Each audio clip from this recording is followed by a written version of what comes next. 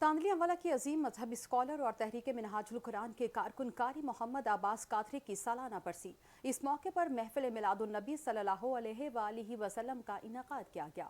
आपको बताएं कि कारी मोहम्मद अब्बास कादरी ने सारी जिंदगी दीन इस्लाम में वक्फी। इनको हमसे बिछड़े हुए एक बरस बीत गया। कारी मोहम्मद अब्बास कादरी के इंतकाल से तांदनियावाला इल्म के एक रोशन बाप से महरूम हो गई। इनकी सालाना बरसी के मौके पर महफिल मिलादुल नबी सल्लल्लाहु अलैहि वसल्लम का इनेकाद किया गया, जिसमें इलाके की मारूफ मजहबी शख्सियात, तहरीक मिनहाजुल कुरान के कायदीन के अलावा हिफाज कराम की कसीर तादाद ने शिरकत की।